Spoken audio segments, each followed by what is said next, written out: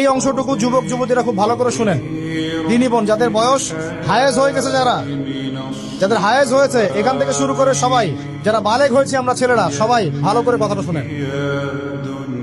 বাংলাদেশে পিছন থেকে একটা নতুন সমস্যা রাইজ করতেছে।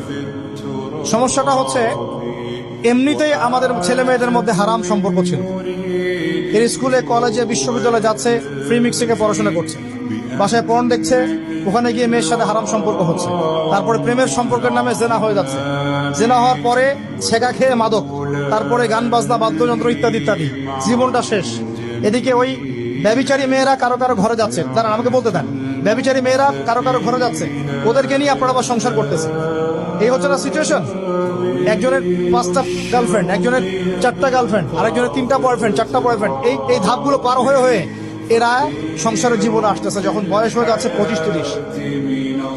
সমস্যা কিন্তু এটা ম্যাক্সিমাম সবার ক্ষেত্রে হচ্ছে বলবো না, অনেক একটা বড় অংশ এই সমস্যা ফেস করতেছে।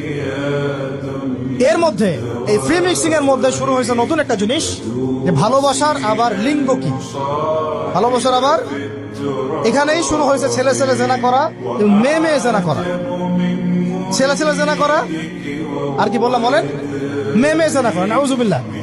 এটা কমে লুত, এর শাস্তি আসবে যদি আমরা তওবা করে ফিরে না আসি।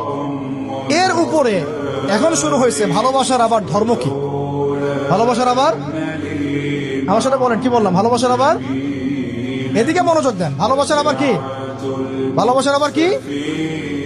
এই কথাটা, এই স্লোগানটা দিয়ে কি করা হচ্ছে আপনারা শুনেন। অমুসলিম ছেলে মুসলিম মেয়ের সাথে প্রেম করতেছে, অমুসলিম ছেলে মুসলিম মেয়ের সাথে প্রেম করতেছে, বলতেছে ভালোবাসার আবার ধর্ম কি। তুমি আমি একে অপরকে মহব্বত করি, ভালোবাসি, এর মধ্যে ধর্ম আসবে কেন? বলছে তুমি আমার ধর্মে দীক্ষিত হয়ে যাও, অথবা আমি তোমার ধর্ম কবুল করে মুসলমান হয়ে যাব। এই মিথ্যা কথাগুলো প্রলোভন দিয়ে এখানে ওখানে পার্কে নিয়ে গিয়ে চটপটি ফুচকা খাওয়ায়, কফি শপে নিয়ে গিয়ে এভাবে আস্তে আস্তে আস্তে আস্তে মেয়েদেরকে লাইনে নিয়ে আসতেছে। আনার পরে শোনেন, কথা আগে শুনেন, বুঝেন। আপনি ঠিক বললেও ঠিক, এটা না বললেও ঠিক, চলতেছে, এটাই সমাজ। এখন কথা হচ্ছে, আমরা যদি আমাদের বোনদের ইজ্জতকে বাঁচাইতে চাই, এই বিষয়টা সম্পর্কে সচেতন থাকতে হবে। মেয়েদেরকে ফাঁসলিয়ে এভাবে প্রেমের জালে ফেলে শেষমেশ বেডে নিয়ে গিয়ে ধর্ষণ বা গণধর্ষণ করে মেয়ের ওই ওভারির মধ্যে ওদের বীর্যপাত করে দিয়ে ওই ছেলেটার কোনো খবর পাওয়া যায় না, লাপাত্তা হয়ে যায়।